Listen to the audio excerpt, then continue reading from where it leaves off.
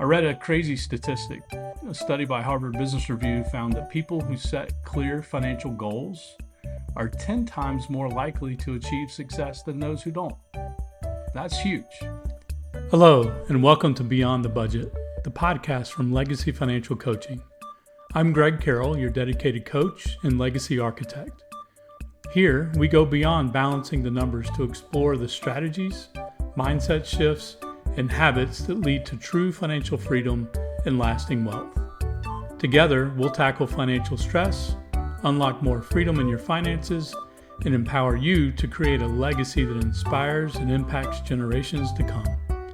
If you're ready to move beyond just making ends meet and start building a brighter financial future, you're in the right place. Welcome back to another episode of Beyond the Budget. I'm Greg, your legacy coach, and I'm here to help you take control of your money so you can build a legacy of financial freedom.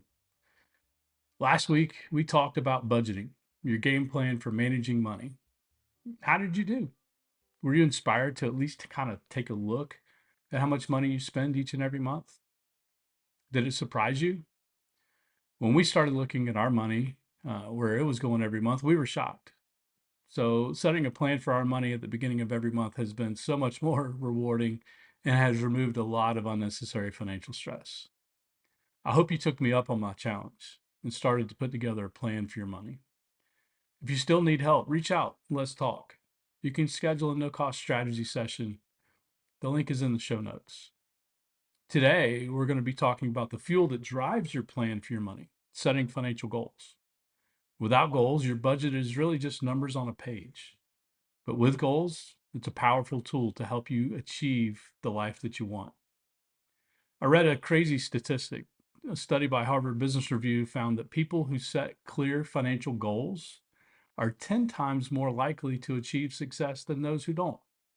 That's huge. So let's talk about how to set financial goals that actually work. Let's dive in. Before we get started, though, let's discuss some common objections to setting personal financial goals. You're probably saying, well, Greg, goal setting is such a 90s thing. Or we're in February now, and all the goals I had for the new year are already forgotten anyway. Why waste my time? I hear you. One of my mantras in life is, in order to have peace, you have to prepare for war. I firmly believe that while there is a lot of good in society, there are lots of not so good things. And what society says you need to have success with money and peace is very often far from the truth. Society tells you that it's normal to be in debt, so long as you can make the payment. Society says don't deprive yourself of anything. Do what you want, when you want, and with whoever you want. But let me ask you, who in society is coming running to be at your side during the time when you have a need? When you're laid off from your job, or you lose your house from flooding due to a hurricane or fires due to winds? How long do you think that $750 the government's going to give you is going to last? Listen, we have to stop acting like entitled brats and start taking ownership for our decisions and for our future and for our children's future. As the Bible says, we have to count the cost and plan accordingly, which is why setting and acting upon goals is so important. You might say, well, I don't make enough money to set financial goals. Well, goals aren't just for the wealthy. As a matter of fact, most of the wealthy got wealthy because they set and acted on goals when they had little or nothing. A study by Bankrate found that 60%, almost 60% of Americans can't even cover a $1,000 emergency expense. So setting even small financial goals can help break that cycle. You need to change your thinking. I had to. If you don't tell your money where to go, it disappears, no matter how much you make. Having a plan helps you maximize what you have. Maybe you were like me and saying, I don't want to feel too restricted. I get it. I was there. But let me tell you what I've experienced and found to be true. Setting goals for my money and budgeting has exponentially given us more freedom, not restriction. We have control of our money, not the other way around. A goal-driven budget doesn't take away your fun. It actually just makes sure that you can afford it. So why do goals matter? Well, Zig Ziglar once says, a goal properly set is halfway reached. Let's be real, money can be stressful. In fact, a 2023 CNBC survey said that 74% of Americans say financial worries are their number one source of stress. But having clear financial goals gives you focus, it gives you motivation, and most importantly, a plan to reduce that stress. In addition to being a financial coach, I also facilitate Financial Peace University. And as part of that class, we teach the 7 baby steps. Baby step 1 is to save $1,000 for an emergency starter fund. A lot of students don't think $1,000 is enough. Well, guess what? They're right. Remember that Bankrate study found that 60% of Americans could not cover a $1,000 emergency? So we set a goal to save up $1,000 within the first 30 days of starting their debt-free journey.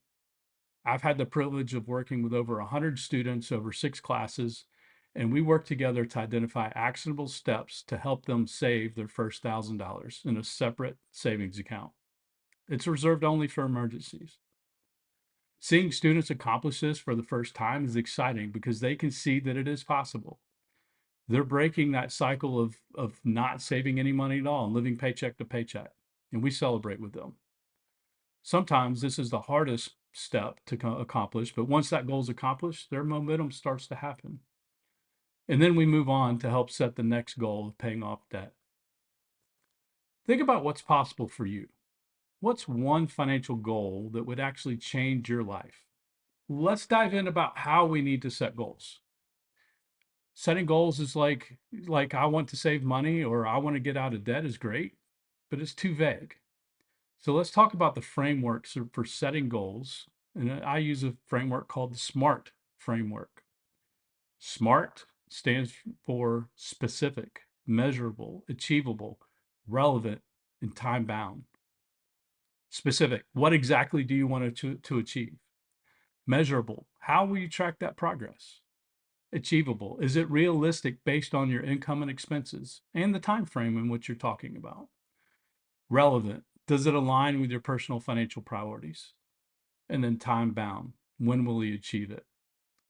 So for example, instead of saying I want to save money, say I will save $5,000 for an emergency fund by December 31st by setting aside $417 per month. Do you see how specific that is? That covers all of the framework pieces: specific, measurable, achievable, relevant, and time bound. Why does this work? Well, studies show that 92% of people who set vague goals will never achieve them. But when you create a specific, measurable plan, your chances of success skyrocket to over 76%. One of the other things you can do is you can break these goals down into steps. Sometimes big goals can feel overwhelming. So the key is to break them down. First thing you do is you prioritize your goals. If you don't have an emergency fund, make that the priority before saving for a vacation. You set weekly and monthly goals. If your goal is to save $5,000 in a year, that's about $417 a month or $96 a week. When you break it down that way, it feels more achievable. And then track your progress. Use tools like the budgeting app EveryDollar or a simple spreadsheet. Seeing that progress helps keep you motivated. Did you know that Warren Buffett, one of the world's richest people, follows a 5-25 rule when setting goals? He lists 25 things he wants to achieve, then picks the top 5, forgets about the rest. Why does he do that? Well, because too many goals lead to a distraction. So pick your top 1 to 3 financial goals and go all in. So here's my challenge to you. Write down one SMART financial goal today, just one. Then share it with a friend or a spouse or accountability partner. When you speak it out loud, it becomes real.